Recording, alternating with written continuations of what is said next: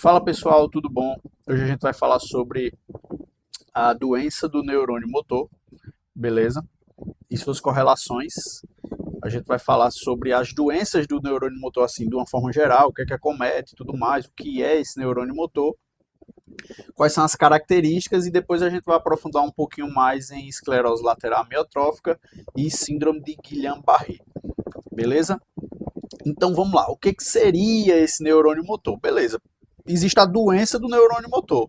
Mas o que é o neurônio motor? O neurônio motor, como o próprio nome já diz, ele é responsável pela parte motora. No nosso córtex, a gente tem o córtex motor primário, certo? O córtex motor primário, ele vai ser responsável por levar os estímulos motores do córtex, ou seja, eu pensei em mexer o dedo, veio do meu córtex, passou até a medula, da medula veio até a musculatura, tendões, tudo direitinho, e eu fiz o movimento. Para sair do córtex até a medula, existe um neurônio que leva. Esse neurônio é chamado de primeiro neurônio motor, porque ele sai do córtex para a medula. Lá na medula existe outro neurônio. Esse neurônio vai levar da medula para o músculo. Esse é chamado de segundo neurônio motor. Ou seja, é extremamente simples essas nomenclaturas, tá? Às vezes parece um pouco difícil, mas é extremamente simples, tá? Então, se eu tenho um neurônio, se eu tenho um neurônio que vem do córtex e vai até a medula espinal, esse neurônio é o neurônio motor superior ou primeiro neurônio motor. Ele vai do córtex para a medula. Lá da medula para o músculo é chamado o segundo neurônio motor. Tranquilo, ou seja, é só isso. E aí ele vai realizar movimentos voluntários e involuntários. Como assim involuntários? Eu não tenho que pensar, mas vão ter esse neurônio primário motor, ele não vem apenas do córtex, tá? Tem alguns neurônios motores que vêm do tronco encefálico, do núcleo dos pares cranianos, que vão controlar alguns movimentos autonômicos, tá?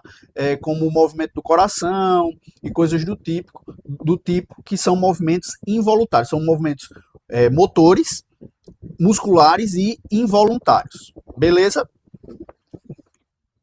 Então, basicamente, seria isso.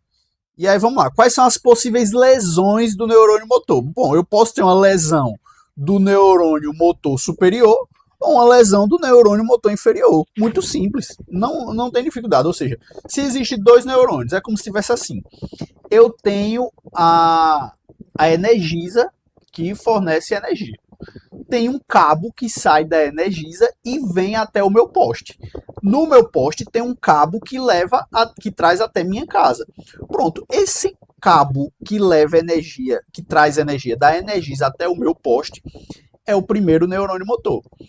Esse segundo cabo que sai do poste para minha casa é chamado de segundo neurônio motor. É uma analogia bem simples. Então eu posso ter um problema lá na Energisa, eu posso ter um problema nesse cabo, ou eu posso ter um problema no meu poste, ou eu posso ter um problema nesse segundo cabo. Beleza? Então eu posso ter um problema no corno ventral da medula, que é de onde vai sair o segundo neurônio motor, que seria na analogia o poste, ou eu posso ter nesse segundo cabo, que seria o segundo neurônio motor, ou seja, aquilo que sai da medula espinal até os músculos. Beleza? E o primeiro neurônio motor, o que é o primeiro neurônio motor? Bom, o primeiro neurônio motor é aquele que eu posso ter um problema na Energisa, ou seja, eu posso ter um problema no córtex. Eu posso ter um problema na medula, até chegar lá. Então vai ser do primeiro cabo, né, que vai trazer aquela informação do córtex até o corno ventral da medula e vai colocar para os músculos. Então eu posso ter uma lesão em qualquer um dessas regiões do cérebro, beleza? Então, esse neurônio motor primário, aquele que vem do córtex até a medula, da medula até o músculo, neurônio secundário motor, beleza? Ou segundo neurônio motor, ou primeiro neurônio motor, ou neurônio motor superior, ou neurônio motor inferior. São sinônimos, beleza? E aí, as lesões, eu posso ter uma lesão aqui no córtex, eu posso ter uma lesão nesse primeiro neurônio motor, eu posso ter uma lesão aqui nesse corno ventral da medula, ou eu posso ter uma lesão nesse segundo neurônio motor, tá? Então, eu posso ter lesões de neurônio motor superior, como, por exemplo, a esclerose lateral amiotrófica, ou eu posso ter uma lesão de segundo neurônio motor, de neurônio motor inferior, que seria a síndrome de Guillain-Barré. E aqui eu coloquei alguns exemplos, como esclerose lateral amiotrófica, atrofia muscular espinhal, esclerose lateral primária, paralisia bulbar progressiva, síndrome de Guillain-Barré, paralisia pseudobulbar. E aí a gente tem como protótipo, ou seja, quando a gente quer representar uma doença do neurônio motor superior, a gente vai lembrar da esclerose lateral amiotrófica. Porém, é importante lembrar que a esclerose lateral amiotrófica ela também pode pegar alguma parte de neurônios motores inferiores, tá? E a síndrome de Guillain-Barré vai ser o protótipo aí de alguma doença do neurônio motor inferior, beleza? E aí, eu fiz alguns desenhos aqui para mostrar para vocês como basicamente acontece essa fisiopatologia dessas doenças, tá? Então vamos lá, eu vou ter o meu neurônio motor primário saindo lá do córtex, vindo pela medula, chegando até o corno ventral da medula, de onde for a altura que vai sair aquelas fibras, por exemplo, se é para membro superior, isso aqui vai ser lá na cervical, se isso aqui é membro inferior, isso vai ser lá na lombar, ou torácica, ou lombar, né, ou torácica. Beleza? Então vamos lá. Chegou aqui, tá vindo essa informação, chegou essa informação. Quando chega essa informação, ela passa lá para a medula e vai para o segundo neurônio motor. Então, primeiro neurônio motor, esse aqui de verde, segundo neurônio motor, esse aqui de preto. E vai para o músculo através das fibras motoras, né, do segundo neurônio motor. Esse segundo neurônio motor, ele tem as fibras alfa e eles têm as fibras gama. A fibra alfa vai inervar a parte muscular, a parte do músculo esquelético mesmo. A parte gama vai inervar a parte tendinosa dos tendões. E isso é importante, por quê? Porque vão ter mudanças do reflexo. Então, um neurônio motor superior, ele tem, quando você tem uma doença do neurônio motor superior, você vai ter uma hiperreflexia. Quando você tem uma doença do segundo neurônio motor, você vai ter uma arreflexia ou uma hiporreflexia. E eu vou explicar por quê. Beleza? Então vamos lá. Ok, eu tenho essa via. Vai vir, o meu córtex vai pensar, eu quero me mexer.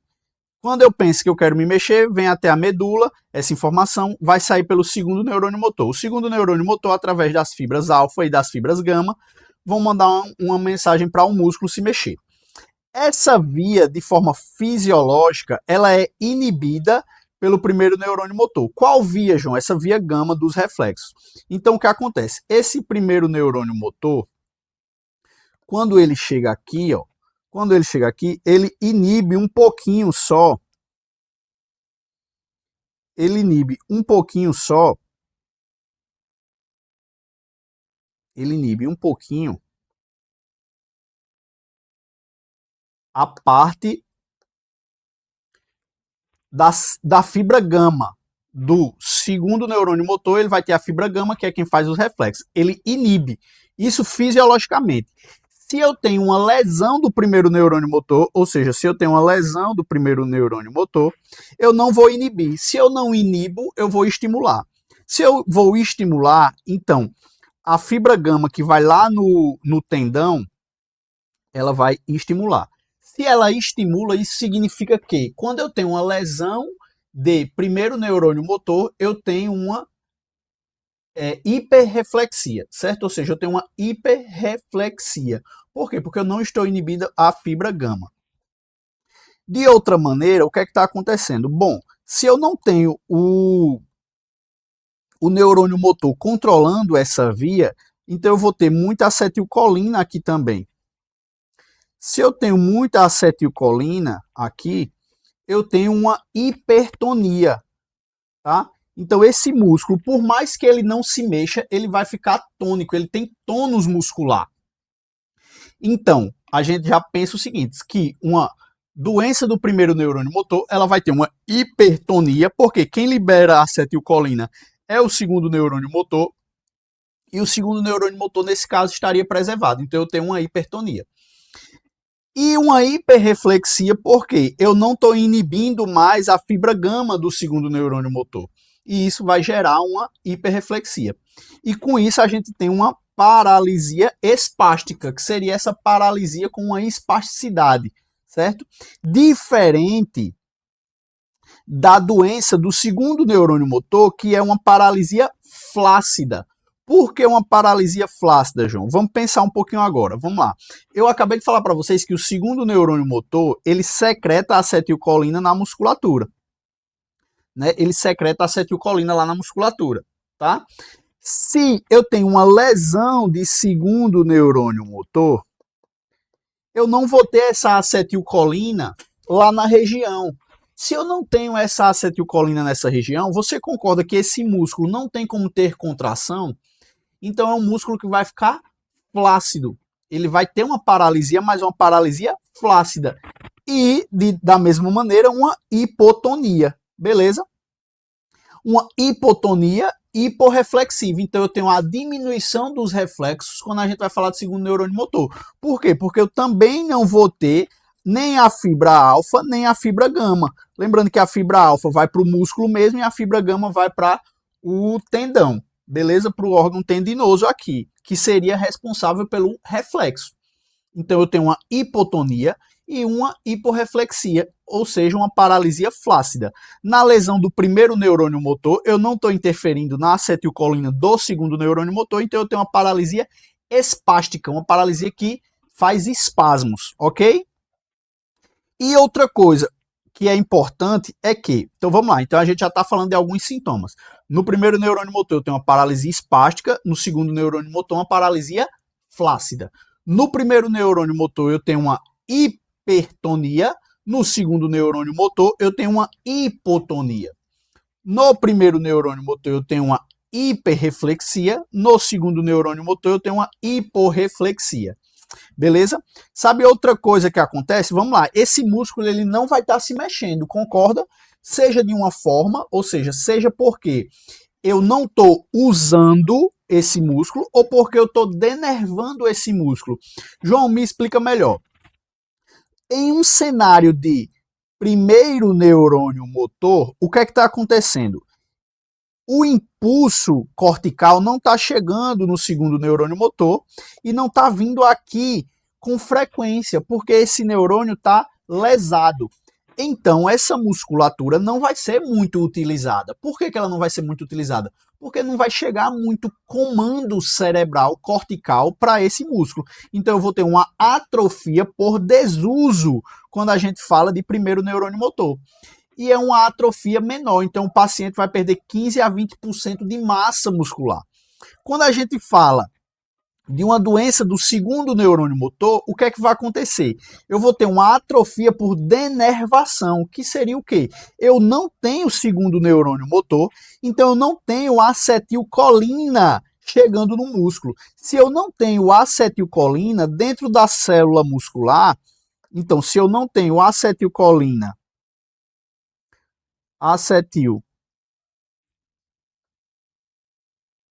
se eu não tenho acetilcolina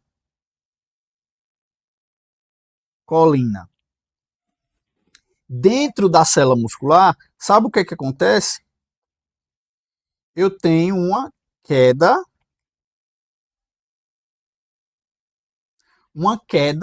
da síntese proteica. Se eu tenho queda da síntese proteica, porque eu não tenho acetilcolina lá dentro do músculo, eu tenho uma atrofia por denervação, que é uma atrofia muito mais significante. Então, o paciente do segundo neurônio motor, ele tem 70% de perda de massa muscular. O paciente do primeiro neurônio motor, ele tem 15%, beleza? Outra coisa que acontece é que, por não ter acetilcolina, quando a gente está falando, por não ter acetilcolina nos receptores, quando a gente está falando deu uma doença do segundo neurônio motor, eu começo a ter, ó, 1, 2, 3, 4, 5, 6, vários receptores de acetilcolina, os receptores nicotínicos, fazendo um up regulation. O que seria isso? É quando eu tenho pouca acetilcolina chegando, a própria célula muscular faz uma regulação para cima de produção de receptores de acetilcolina, porque ele está pensando o seguinte: não, tem pouca acetilcolina chegando aqui, vamos colocar mais receptor. Isso faz com que qualquer movimentação de neurotransmissor que aconteça aqui faz com que eu coloque para dentro da célula uma coisinha chamada de sódio. Então eu começo a ter, ó, sódio dentro da célula. Se eu tenho sódio dentro da célula, sabe o que é que vai acontecer na doença do segundo neurônio motor? Uma coisa chamada fasciculação. Fasciculação. Por quê? Porque eu vou ter muito sódio entrando e gerando essas fasciculações, contrações musculares meio desordenadazinhas, tá? E aí, só para a gente finalizar essa parte de fisiopatologia das doenças do neurônio motor, sabe que o reflexo de Babinski, quando você faz, o certo é que eu tenho uma flexão dos dedos. Por quê? Quando eu faço esse Babinski aqui, eu estimulo os flexores plantares. Aí, beleza, eu estimulei, vai vir lá na medula. Da medula, eu vou mandar de volta para o flexor plantar. O flexor plantar deveria contrair fechando os dedos. Mas aí o que é que acontece? O neurônio motor superior, que vem lá do córtex, aí ele vem aqui para essa lateralzinha, tá? Que seria o trato descendente. E ele faz o seguinte: ele inibe uma certa musculatura aqui. Vou colocar essa setinha. Sabe qual é essa musculatura que ele inibe? É a musculatura que faz a flexão dorsal. Ou seja, que coloca o dedo para cima, que hiperestende o dedo. Como eu tenho uma doença de primeiro neurônio motor, essa inibição não vai acontecer. Não vai acontecer inibição, não vai acontecer inibição, não vai acontecer inibição. Como não vai acontecer inibição, esse reflexo de flexão dorsal, que vem daqui, ou seja, o dedo vai vir para cá, vai ganhar do reflexo da flexão plantar, que botaria o dedo para dentro. E aí o paciente vai ter um Babinski positivo, que é que em vez, quando você faz o estímulo plantar, em vez do paciente flexionar os dedos, ele hiperestende o dedão, beleza? Então, na síndrome do primeiro neurônio motor, eu vou ter um Babinski positivo, diferente da síndrome do segundo neurônio motor, que eu não tenho alteração do Babinski. Beleza? Então, vamos voltar aqui para o slide. E aqui a gente vai debater tudo isso que a gente acabou de falar. Então, a localização do neurônio motor superior é aonde? É no cérebro e no tronco encefálico, tá? Naquelas regiões dos núcleos dos nervos cranianos, ok? E o neurônio motor inferior começa onde? No corno anterior da medula, ou nos nervos periféricos, tá? No tônus muscular, o que é que eu tenho quando a gente fala de primeiro neurônio motor? Lembra que eu falei o seguinte, a gente tem uma espasticidade, um aumento do tônus, tá? No neurônio motor inferior eu tenho uma hipotonia e uma flacidez. Por quê? Porque eu não tenho acetilcolina me dando aquele tônus. Os reflexos, quando a gente fala de neurônio motor superior. Quando a gente fala de neurônio motor superior, a gente tem mais reflexo, por quê? Porque eu não tenho a inibição da célula, da fibra gama do segundo neurônio motor. Lembra que a fibra gama do segundo neurônio motor, é aquela que leva para o tendão do músculo, o órgão tendinoso. Esse órgão tendinoso é o responsável pelo reflexo. Como o primeiro neurônio motor é responsável por dar uma reduzida nessa fibra gama do segundo neurônio motor, então, quando eu corto essa redução, ou seja, se o primeiro neurônio motor inibe essa hiperreflexia, quando ele está inibido por conta da doença, eu vou ter uma hiperreflexia. Diferente de uma síndrome do neurônio motor inferior, que eu vou ter uma hiporreflexia, porque eu não tenho uma acetilcolina chegando pela fibra gama do segundo neurônio motor, ou seja, do neurônio motor inferior. A atrofia muscular no neurônio motor superior é leve. Por quê? Porque eu tenho uma atrofia por desuso da musculatura. O meu córtex não consegue mandar eu usar aquela musculatura. Já quando a gente fala do neurônio motor inferior, é uma atrofia forte, grande, porque é uma atrofia por denervação, beleza? Fasculações. A gente não tem fasculação no neurônio motor superior. Por quê? Porque eu não vou interferir em acetilcolina. Quando eu estou falando de neurônio motor inferior, eu vou ter fasculações. Por quê? Porque essas fasculações advêm daquela secreção inadequada de acetilcolina. Aí um detalhe quando a gente fala de fasculações é que fasculações é o que você vê visualmente, macroscopicamente na pele, aquelas fasculações. Isso pode ser dito também como fibrilações, porém fibrilações é a fasciculação quando você vai ver uma eletroneuromiografia. O sinal de Babinski está presente na síndrome do neurônio motor superior por conta disso que eu acabei de explicar. Se eu não tenho o neurônio motor superior, eu não vou ter a inibição do flexor dorsal. Se eu não tenho inibição do flexor dorsal, eu tenho o sinal de Babinski. Quando a gente fala neurônio motor inferior, eu não vou mexer no neurônio motor superior, então o Babinski está ausente, tá? João, por que que nas crianças o Babinski está presente, menores de 1 ano? Porque em crianças menores de 1 ano a gente tem o primeiro neurônio motor ele não está ainda mielinizado o suficiente, então ele está em amadurecimento, tá? Por isso que, como eu não tenho uma mielinização suficiente, eu não vou conseguir inibir o flexor dorsal, como eu não inibo o flexor dorsal, o dedão hiperestende. E aí o exemplo de condição é a esclerose lateral amiotrófica para o neurônio motor superior, e outro exemplo é a síndrome de Guillain-Barré para o neurônio motor inferior. E a poliomielite também, mas hoje em dia não existe mais, né? Ou deveria não existir. E lembrar que a esclerose lateral amiotrófica também pode pegar neurônio motor inferior, mas não é tão presente assim. Beleza? E aí, agora a gente vai falar um pouquinho mais específico sobre síndrome de Guillain-Barré e a síndrome e a esclerose lateral amiotrófica, beleza? Então, vamos lá. Quando a gente fala da síndrome de Guillain-Barré, o que é que a gente tem? Quando a gente fala da síndrome de Guillain-Barré, a gente tem uma desordem desmielinizante que é causada por uma reação cruzada. João, não entendi não o que foi que aconteceu. Na síndrome de Guillain-Barré é muito comum que você tenha um acometimento viral, bacteriano, alguma vacina ou coisa do tipo, que gerou uma reação imunológica.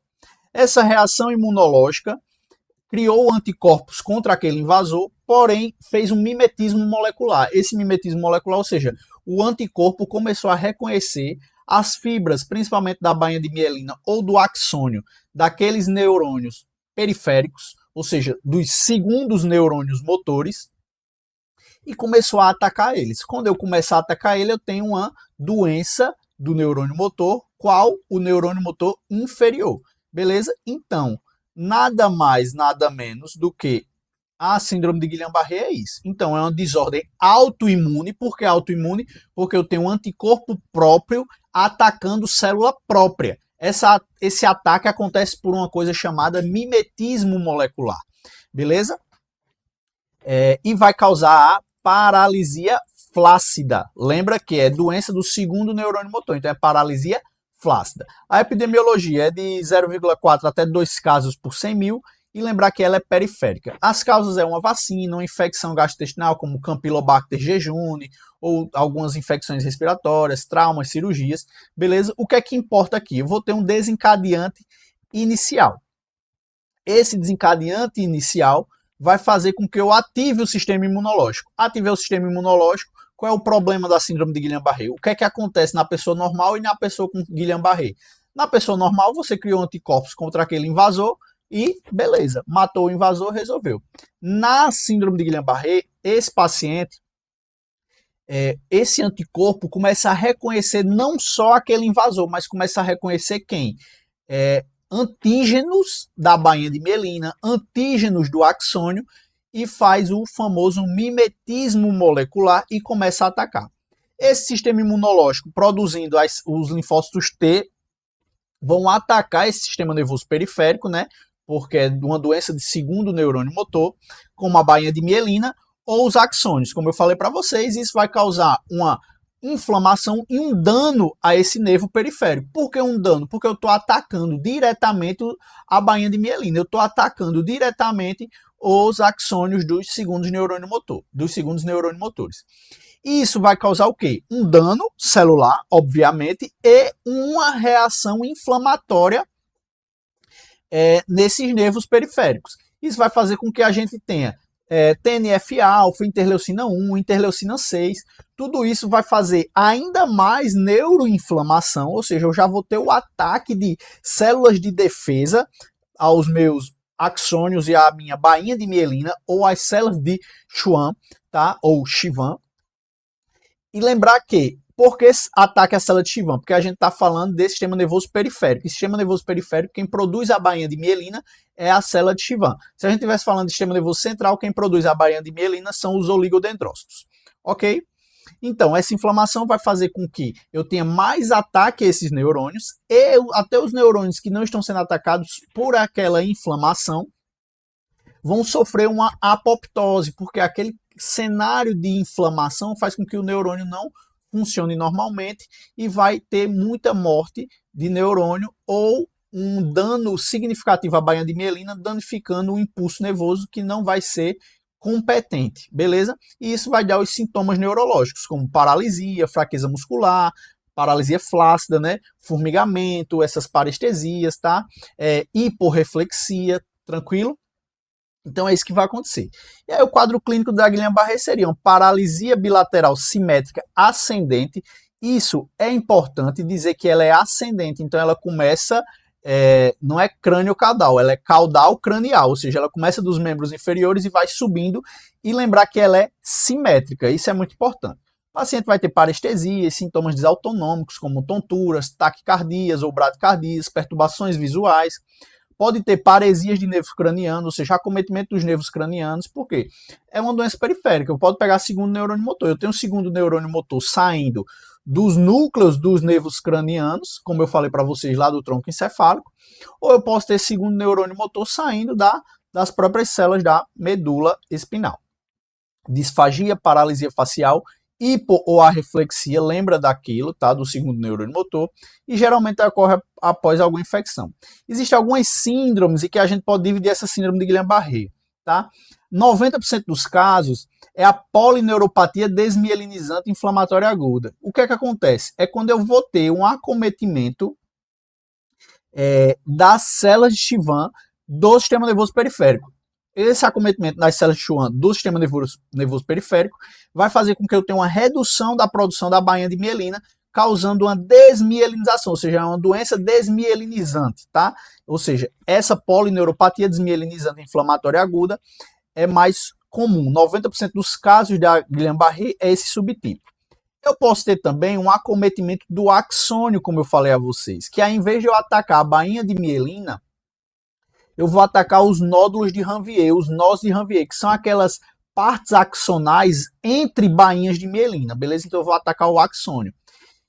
Outra síndrome é a neuropatia axonal sensitivo motor aguda. Bom, essa que eu acabei de falar para vocês da axonal é a neuropatia axonal motora aguda, beleza? Qual é a diferença da neuropatia axonal motor aguda para a neuropatia axonal sensitivo motor aguda? A diferença é que, além de eu pegar o axônio e o nó de Ranvier, eu também vou pegar raízes sensitivas, tendo lesão motora e sensitiva. E a síndrome de Miller-Fisher, tá? É uma síndrome que é uma junção das duas. É axonal e desmielinizante, tá? É bem mais rara de ser identificada, porque ela é muito semelhante à pedia, que seria a polineuropatia desmielinizante inflamatória aguda, que é o mais comum da síndrome de Guillain-Barré, que é 90% dos casos. Tranquilo? João, e o diagnóstico da síndrome de Guillain-Barré? Como é que eu vou fazer esse diagnóstico? Bom, eu vou usar critérios diagnósticos. E quais são esses critérios diagnósticos? É quando eu tenho são os critérios de Brighton, tá?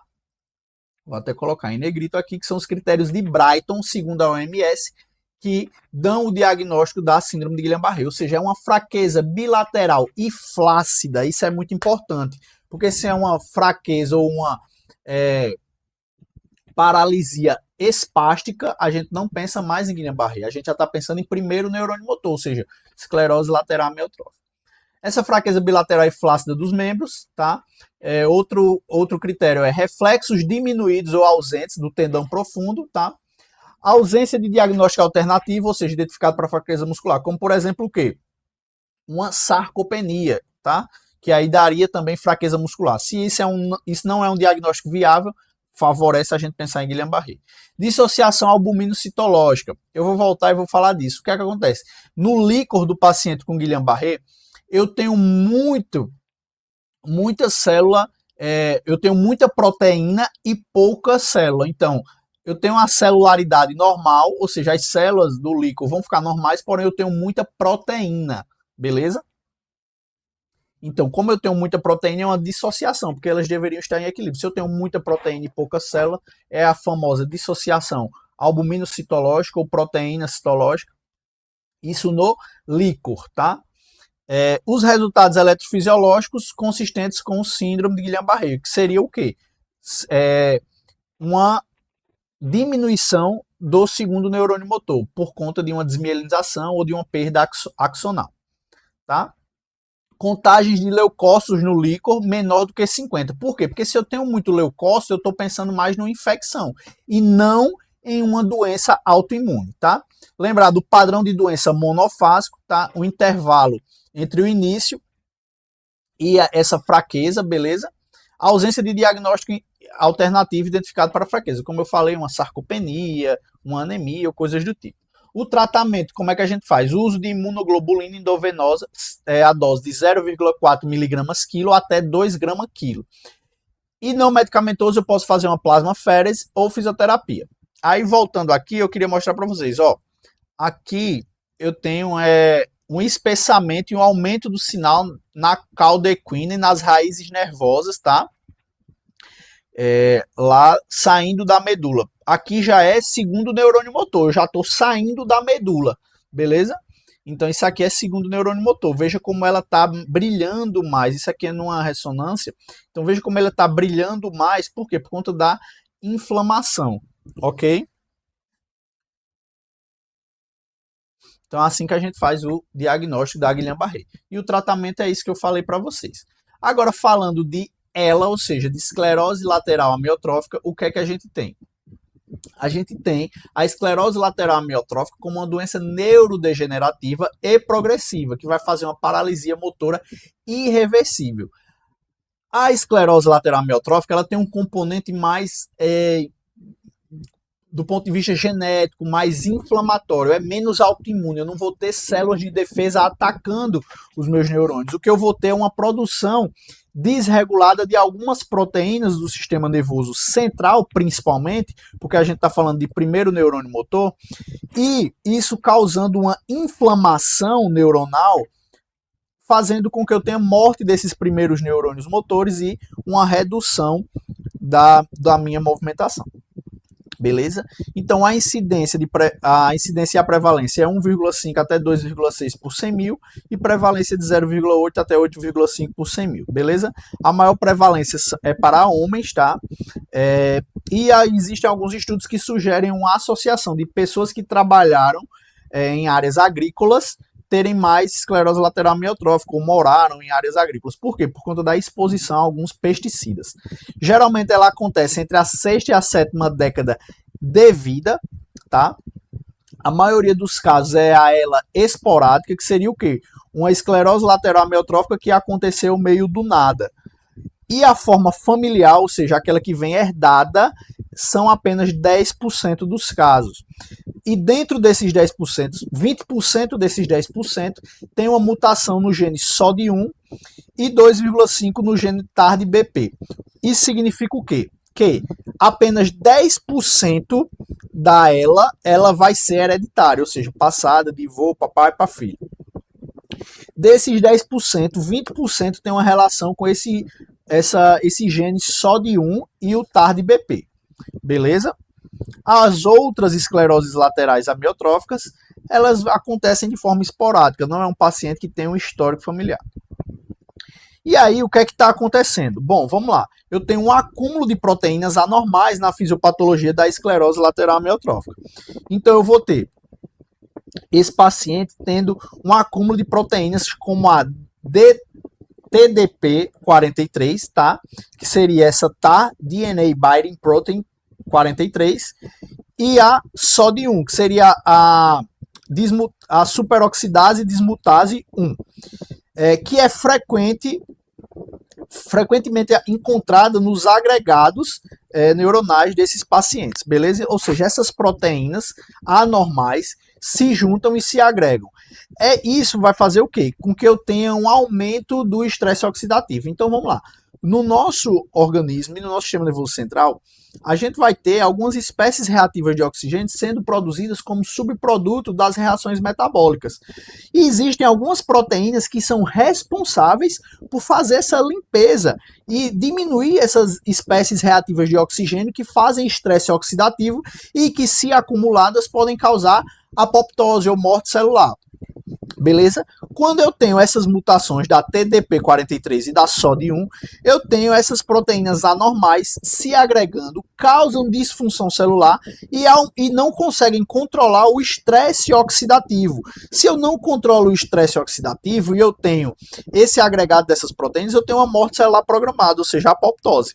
E aí o que é que acontece?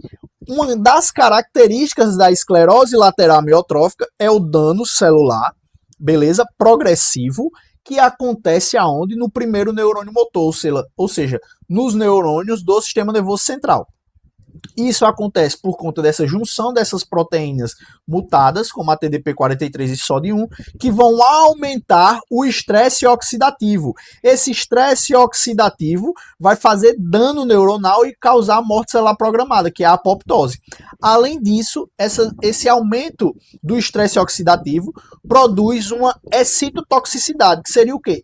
Esse ambiente de estresse oxidativo faz com que os neurônios comecem a secretar muito glutamato. Secretando muito glutamato, eu faço uma abertura de canais de cálcio. Quando eu coloco cálcio demais para dentro da célula, eu estimulo mais apoptose, mais morte de neurônio. Beleza?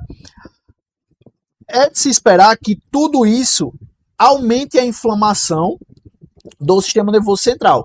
Então, as células da glia, como os astrócitos e a micróglia, vão fazer, sabe o que? Então, eu já tenho uma espécie reativa de oxigênio, eu já tenho morte celular, eu já estou tendo excitotoxicidade por conta do glutamato e do cálcio, e esse processo inflamatório ainda faz com que as células da glia aumentem a inflamação, liberando citocinas pró-inflamatórias, que vão aumentar esse ambiente de inflamação e estimulando mais espécies reativas de oxigênio, mais dano celular, mais morte neuronal. Quanto mais morte, dano celular, estresse oxidativo, mais morte de neurônio eu tenho, pior vai ficar o impulso nervoso. Então, quanto mais morte de neurônio motor eu tenho, menos impulso do córtex para a medula vai chegar. E isso vai dar os sintomas da esclerose lateral amiotrófica, como uma fraqueza assimétrica, e aqui eu vou colocar em negrito, porque a gente vai sempre, ou quase sempre, que se for falar de doenças do neurônio motor, vão tentar correlacionar doença do neurônio motor superior e doença do neurônio motor inferior. E quando vão falar de doença do neurônio motor superior e doença do neurônio motor inferior, eles vão normalmente usar aqueles protótipos que eu falei, como a esclerose lateral amiotrófica para neurônio motor superior e síndrome de Guillain-Barré para neurônio motor inferior. E por que eu estou falando isso? Porque na síndrome de Guillain-Barré, ou seja, neurônio motor inferior, a gente tem uma fraqueza ou paralisia simétrica, ou seja, dos dois lados, e ascendente. Aqui eu vou ter uma fraqueza assimétrica, beleza? Assimétrica. Outra coisa que eu tenho são algumas fasciculações, tá? João, você não me falou que as fasciculações acontecem mais na doença do segundo neurônio motor? Sim, é muito mais frequente em doenças do segundo neurônio motor, por conta do aumento da acetilcolina. Mas na esclerose lateral amiotrófica, eu também tenho um acometimento do segundo neurônio motor. Então não é aquele conceito que eu falei para vocês sobre primeiro e segundo neurônio motor que está errado. A diferença é que, se for uma doença exclusiva do primeiro neurônio motor, eu não tenho fasciculações. Agora, se é uma doença que pega primeiro neurônio motor com uma esclerose lateral amiotrófica e também pega segundo neurônio motor com uma esclerose lateral amiotrófica, eu também vou ter fasciculações. E por que se usa a esclerose lateral amiotrófica como protótipo da doença do neurônio motor superior? Porque ela é a mais famosa, é a mais comum. Mesmo pegando o neurônio motor inferior, a gente utiliza ela para descrever os neurônios motores superiores. Beleza? O paciente vai ter câimbras frequentes, isso aí são sintomas iniciais, tá? Então, antes do paciente ter aqueles sintomas graves. Quando a gente vai falar de sintomas avançados, lembra que a gente está falando de primeiro neurônio motor, ou seja, córtex e tronco. Então o paciente vai ter queixas bulbares, como disfagia, disartria, tá? O paciente vai ter dificuldade para engolir, disfagia e disartria, dificuldade de falar. Vai ter sintomas respiratórios, tá? Por quê? Porque ele pode ter acometimento lá dos neurônios motores superiores do tronco. Então insuficiência respiratória, que é a principal causa de morte, tá? O paciente pode ter danos cognitivos, como uma demência frontotemporal, em 15%, e os sinais neurológicos, né, que vão se misturar com esses sinais bulbares, respiratórios, bulbares principalmente, é o que? É hiperreflexia, espasticidade e sinal de Babinski, tudo aquilo que a gente viu quando a gente estava falando de primeiro neurônio motor. E atrofia muscular, lembra que essa atrofia muscular é mais característica em doenças do neurônio motor inferior. Por que está descrito aqui? Porque a ela pega neurônio motor superior e neurônio motor inferior. Hiporreflexia, quando eu tenho acometimento do neurônio motor inferior. Hiperreflexia, quando eu tenho acometimento do neurônio motor superior. Diagnóstico da ELA. Bom, tem os critérios de El-Escorial, que seria o quê?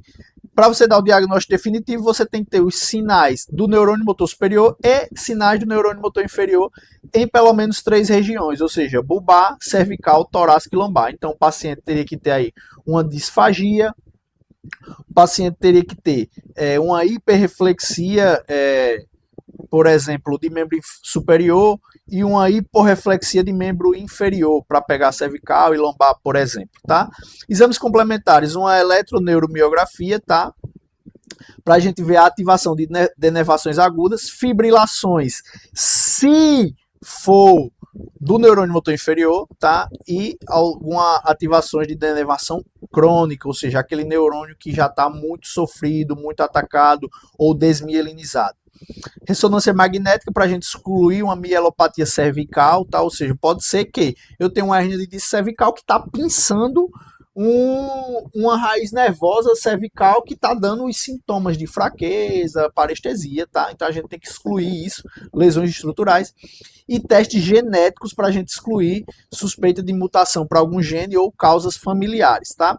O tratamento, a gente pode usar o riluzol, que vai inibir a liberação de glutamato, e inibindo a liberação de glutamato, eu diminuo a excitotoxicidade, porque eu tenho muito glutamato liberado, eu aumento muito o canal de cálcio faz morte celular. Posso ter o edaravone, que é um antioxidante, lembra que eu falei que a fisiopatologia da esclerose lateral amiotrófica é estresse oxidativo, é espécie reativa de oxigênio. Então, fazer um antioxidante que vai ter penetração no sistema nervoso central é importante, beleza? E tem o tofersen, que é um oligonucleotídeo que ele vai inibir essa SOD1, que é aquela mutação lá que a gente falou que vai fazer um aumento do estresse oxidativo. E vai fazer suporte multidisciplinar, como suporte respiratório, se esse paciente tiver com a hipoventilação, suporte nutricional, se esse paciente tem uma disfagia, fisioterapia para prevenir contraturas, para manter a mobilidade na medida do possível, tá? Porque lembra que quando a gente fala de esclerose lateral amiotrófica e doença do neurônio motor superior, eu tenho uma atrofia por desuso. Então, fazer uma fisioterapia é muito importante. Beleza? E cuidados paliativos quando esse paciente já está está com a doença mais agravada. Tranquilo?